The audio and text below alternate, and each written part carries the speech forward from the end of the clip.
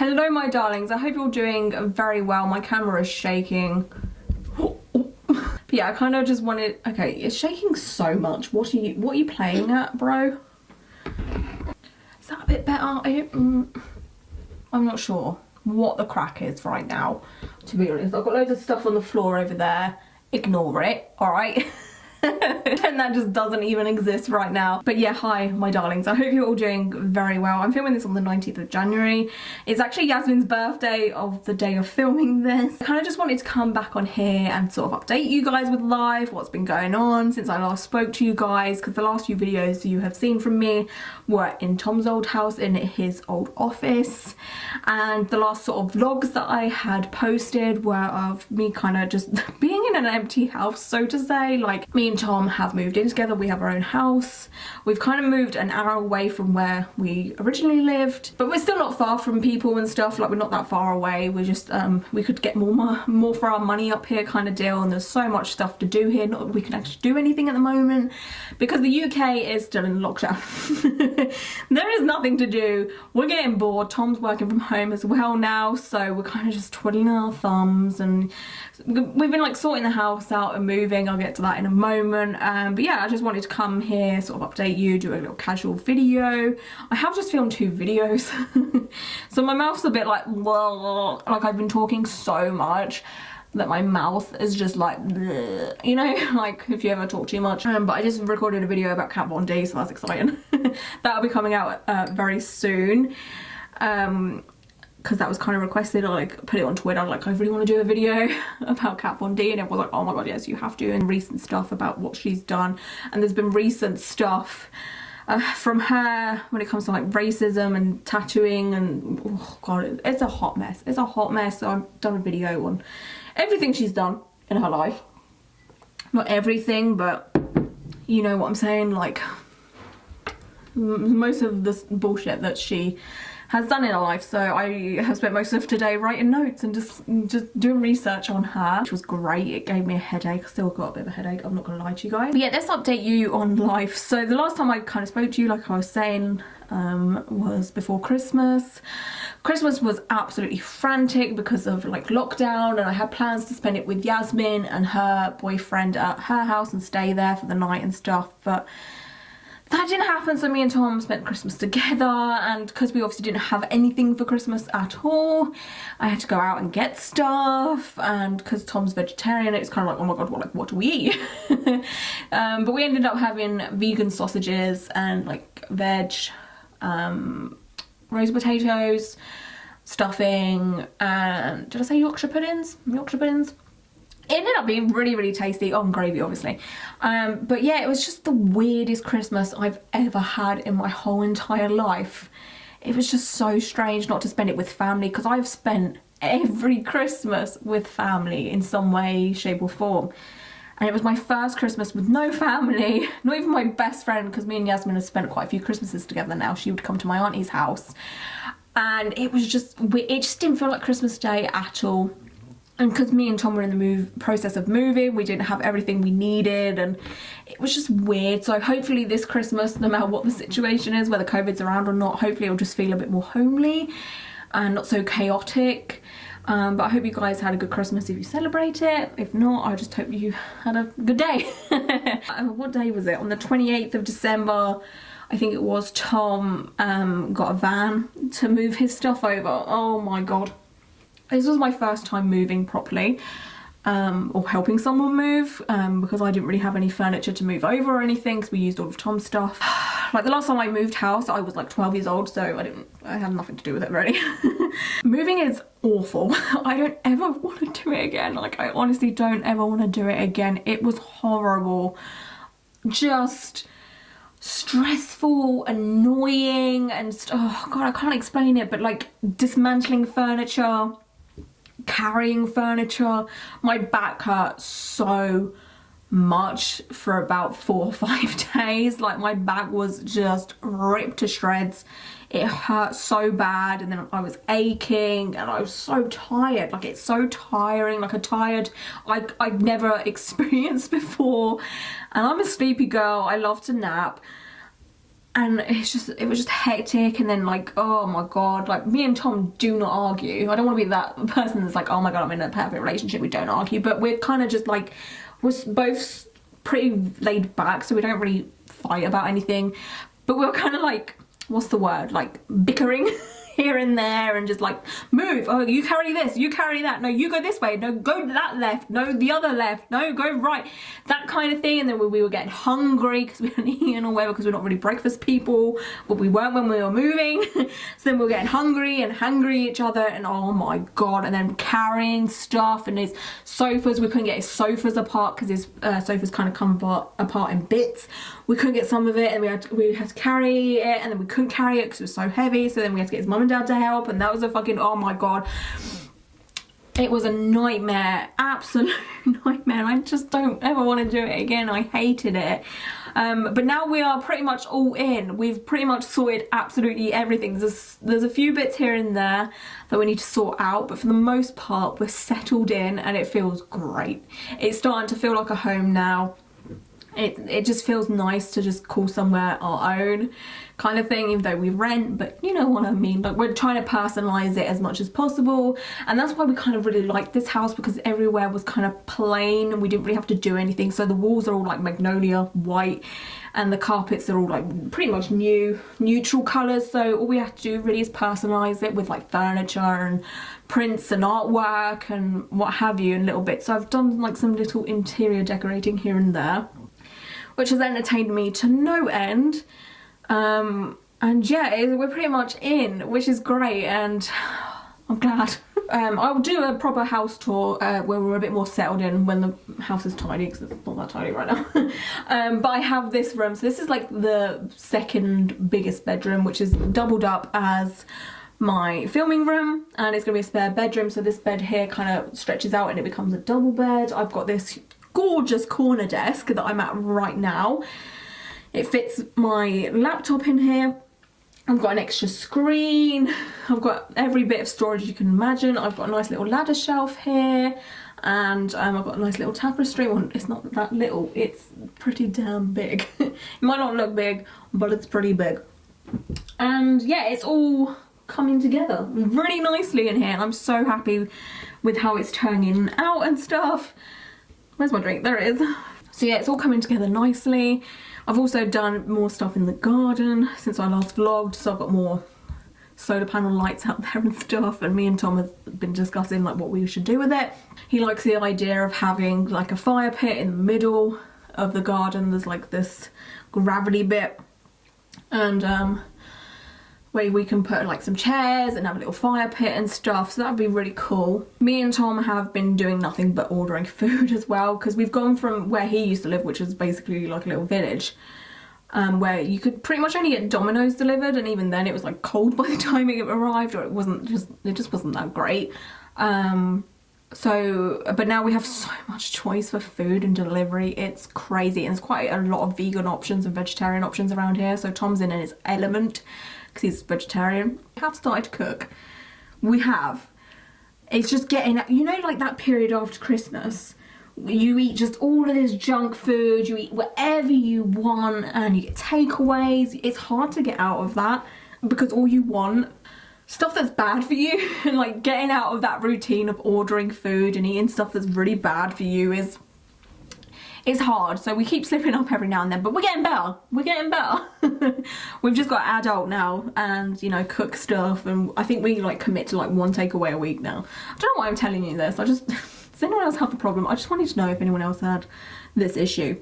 Might just be me, I don't know. January has been pretty quiet. This is the first time I've filmed again since before Christmas, because again we've been setting stuff up and what have you, and I wanted this room to be as good as it could be. I've just got to hang up some pictures and stuff now, to be honest. But yeah, let's talk about my birthday. Oh my god. So as you guys know, I had a house bunny called Elmo. I got him in 2014. He was nearly 7 years old. He was like a white rabbit, and then he had like some fudge tones to him, caramel, ashy brown. Like he had a whole array of colours to him, and he was a lop-eared rabbit, and he was like a medium-sized rabbit. He wasn't like a dwarf or like a Holland lop or anything like that. He was just like a medium-sized rabbit. He wasn't one of those, you know, giant ones or anything. And if you'd seen my recent vlogs, you would have seen him in that. But on like the 7th of January, Tom at first noticed that Elmo was being a bit quiet. Because Elmo, he was quite like a happy bunny, I would say. He was quite excitable when he would get up, and anytime anyone was near him or in the room that he was in and he was in his little home, he would like run backwards and forwards in it and stuff. But yeah, on like the 7th, I think it was, he wasn't doing that. He was kind of just being a little, we call it grumpus. Like anytime one of us is like kind of sad or just in a bad mood or whatever, we say, are you grumpus? So we were like, oh, he's been a bit grumpus today. And Tom said, and I was like, oh no, he's all right. Like sometimes he'll get like that, like he's an older bunny. And you know, not everyone can be happy and, you know, excitable all the freaking time. Like, you know, sometimes he would have days throughout the time that I had him. He would have moments now and then where he would just be like, just not interested in life. But then he would perk up, obviously, like everyone. And those like little phases or whatever would only last like a few hours. But then we noticed that this was lasting a little bit too long. So we're like, what's wrong with him? And then we noticed that he weren't eating and drinking. So we were like, okay, what's going on here? So we moved his little home. I always say his home or his little house. I don't like saying cage. I don't know why. The cage to me just sounds like, I don't know, I just don't like saying cage. But we moved his little home from the kitchen where he was to the living room, just in case he was a bit cold in there. We thought, oh, maybe he's a bit cold, because the kitchen is the colder room in the house. It wasn't like freezing, but we thought, oh, let's just move him in with us, because he might maybe be a bit lonely or whatever, you know, let's just move him into the living room. So we moved him into the living room to see if that would make him any better, and you know, just checked his cage and, you know, made sure he had fresh water, food and what have you, and went to bed. And then the next morning come downstairs and he still seemed a bit like meh, and I was like, this ain't right, this ain't good. So I cleaned out his home or cage again, checked up on him, you know, as much as I could, and I was like, he's not pooping, he's not doing any poops. And rabbits poop a lot. They do a lot of pooping, they're kind of known for it. And I was like, right, no, we got to take him to the vet, this is not right. He poops a lot and he wasn't eating, and it was like, oh my god, like what is wrong with you? Like, come on, what's up? So we got an appointment at the vet, and the vet took a look at him and stuff and was like, okay. He had a look in his mouth and stuff and said he's got some like sores or like lesions in his mouth. So he would have to go in for some dental work because his teeth might be grinding on it, kind of thing, on his cheek. And he had a feel of his stomach and stuff like that, and said he couldn't feel anything in case it was like a blockage or something in his stomach, which resulted in him not pooping. He was also grinding his teeth as well, which pretty much means a rabbit's in pain, so they kind of soothe by grinding their teeth. So Elmo was doing that. And the vet gave him a painkiller injection, and then he gave me some medicine to give to Elmo, which was again pain medicine and then stuff to help him poop. To kind of flush it out, you know, like a laxative kind of thing. So if there was a blockage, it could just come out or whatever. But he couldn't, the vet didn't feel anything, so it wasn't like a major blockage or anything like that, because if there was, the vet would have obviously felt it. So yeah, me and Tom sort of just gave him some tender loving care for a few days and made sure he had enough green stuff to eat, hay, water. And he started to perk up a bit. He started to turn back to his normal self. He was running around a bit more. He started to poop. I was so excited when I saw him poop. I was celebrating. I was like, oh my god, there's a poop on the floor.